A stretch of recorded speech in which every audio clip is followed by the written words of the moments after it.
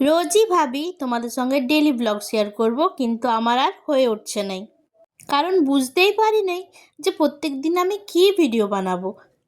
আর ভাবতে ভাবতেই অনেকটা দেরি হয়ে যায়, অনেক কাজ করে ফেলি, দিয়ে অমনি করে আর রোজ ব্লগ পোস্টই করা হয়নি।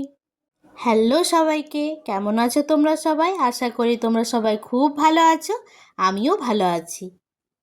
প্রত্যেক দিনই ভাবি নতুন নতুন ভিডিও পোস্ট করব, কিন্তু আমি তো হাউসওয়াইফ, আমি ঘরের কাজ ছাড়া আর কিচ্ছু করিনি। আর রোজ রোজ তোমাদের সঙ্গে ঘরের একঘেয়েমি কাজ কী বা শেয়ার করব।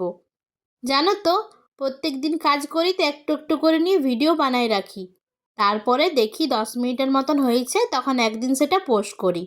আমারও ভালো লাগে নাই এই কীরকম ভিডিও পোস্ট করতে প্রত্যেক দিন।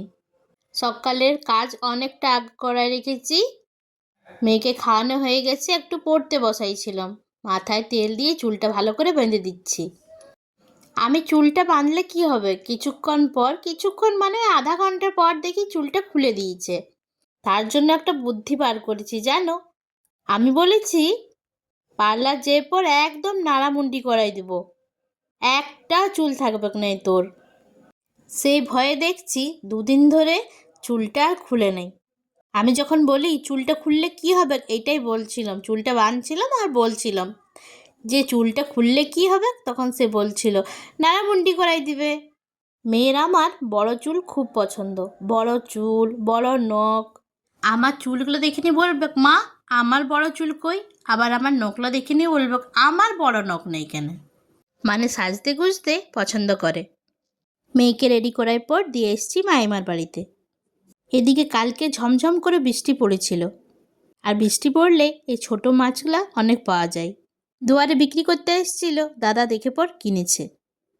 দাদা, সিনহাবু আর ভাইয়ের খুব পছন্দের মাছ, ছোট মাছ খুব পছন্দ করে। আমরা খুব একটা পছন্দ করি নাই, মানে বলতে গেলে খাই নাই। প্রত্যেক দিন যখন চান দান করে নি গপুকে স্নান করাই আমি, তখন মেয়ে দেখে, দিয়ে পর আমাকে বলে মা আমিও করাবো। আজকে মেয়েকে চান করাই দিয়েছিলাম আগেই, তো আমি যখন করাচ্ছিলাম তখন বললো তখন আমি বললাম ঠিক আছে করাও। আমি দেখেছি এই পূজা টুজা যখন করি, গপুকে যখন সেবা দিই, মেয়ে আমার খুব মানে ভালোবাসে এগুলো দেখতে করতেও। যখন সকালে স্নান থেকে উঠাই গপুকে, তখন কোলে নিয়ে পর উঠানে নিয়ে যাবে, একটু ঘুরাই নিয়ে আসবে। এসব করতে আমি দেখেছি মেয়ে খুব ভালোবাসে। আর আজকে দেখো, আমি ডাল খাওয়াচ্ছিলাম, তখন দেখছি নিজের হাতেই বলছে মা আমি নিজে খাবো। এটা যদি দুধ দিয়ে বানানো কোনো খাবার হতো তো সে খেত নাই, কিন্তু এই নোনতা জিনিস তার পছন্দ। পড়াশোনা হয়ে গেছে তোমার? ঠিক আছে।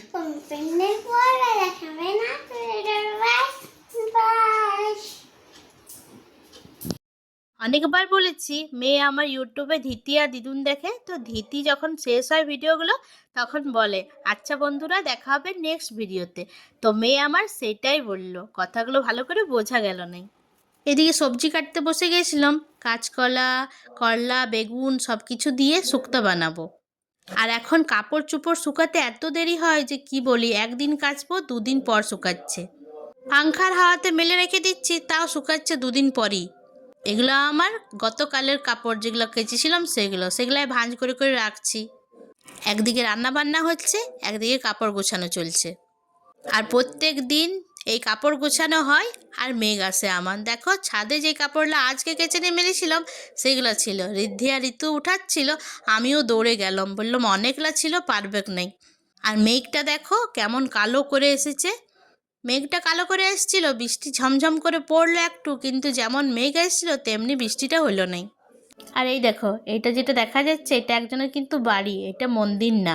ঢুকতে ঢুকতে যে মেন দুয়ারটা আছে তার মাথার উপরেই ঠাকুরের মূর্তিগুলো বানা আছে।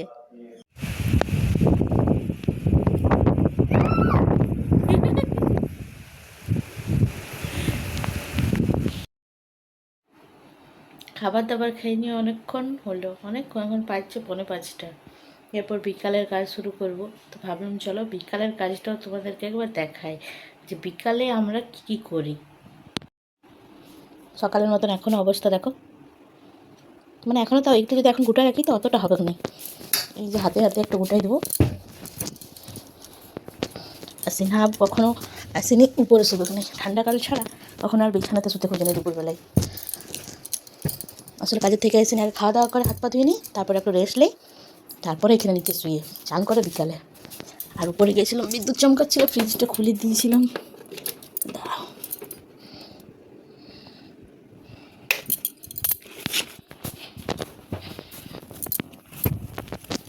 এই রুমটা মোটামুটি ঠিকই থাকে দুপুরবেলায়, কেন কি আমি থাকি তো কুটাকুটি করে নিই।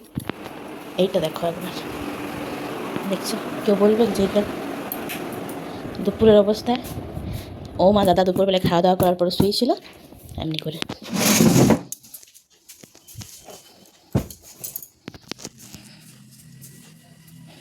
গোছ গাছ করে দিয়েছি, এরপর ঝাড়ু লাগাবো, ঝাড়ুটা নিয়ে।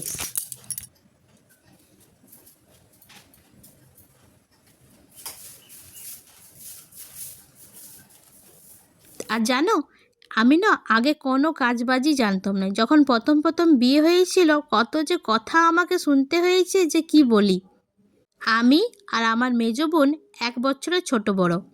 রূপা মানে আমার মেজো বোন, রূপার যখন জন্ম হয় তখন আমার মায়ের কষ্ট দেখে নিয়ে আমার দিদু মানে আমার মায়ের মা আমাকে মামা বাড়ি নিয়ে চলে যায়। বাস, তখন থেকে যে মামা বাড়ি গিয়েছিলাম, বিয়ের 1 সপ্তাহ আগে আমি মামা বাড়ি থেকে এসেছি। না, তার মানে এটা নয় যে বাড়ি আসতাম নাই, মায়ের কাছে আসতাম নাই, বাড়ি আসতাম। কিন্তু সবাই যেমন মামা বাড়ি যাই ঘুরতে, তেমনি আমি আমার বাড়ি আসতাম ঘুরতে মা বাবার কাছে। মানে ছোটোর থেকে বড় হয়েছি আমি আমার মামা বাড়িতে। আর দিদু ছিল আমার একটু ছুচিবায়া, মানে পরিষ্কার পরিচ্ছন্ন কাজ করতো, নিজে করতো সব কিছু, সেই জন্যে আমাকে কোনো কাজ করতে দিত নাই। আর আমি আর আমার মাসিমণি যেমন 2 বোন, তেমনিভাবেই আমরা মানুষ হয়েছি। মাসিমণি আমার থেকে 10 বছরের বড় ছিল, যেমন আমার মেয়ে আর আমার ছেলেতে ছোট বড় তেমনি। মাসিমণি যেটুকু কাজ করতো, তারপরে দেখতাম যে মাসিমণি হাতের কাজ করতো, এই সোয়েটার, নানা রকমের উলের কাজ করতো, সুতার 2 সুতির কাপড়ের কাজ করা সব করতো। আমি বলতাম আমাকে শিখাই দাও, তখন আমাকে বলতো তুই পড়াশোনা কর তারপরে শিখবি। কিন্তু পড়াশোনার পরে আমার হয়ে গেল বিয়ে, দিয়ে ওইভাবে আমার কিচ্ছু আর শিখাই হয় নাই। আর কাজবাজ দিদু করতে দিত নাই, সেই জন্যে কাজবাজও করা হয় নাই। তারপর হঠাৎ করে হয়ে গেল বিয়ে, রুটি তরকারি সব হয়ে গেল। এরপর আমাদের কি হবে? ভালো করে বলো। বি না বেটো, ওইটা হইল নাই। স্ট্যান্ডিং লাইন দাও। হ্যাঁ হ্যাঁ হ্যাঁ হ্যাঁ, সার্কেল করো। I G, I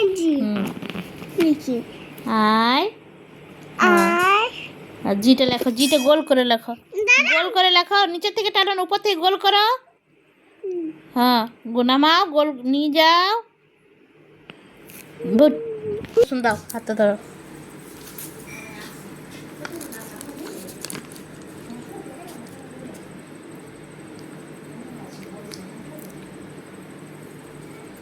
big big hit লেখো।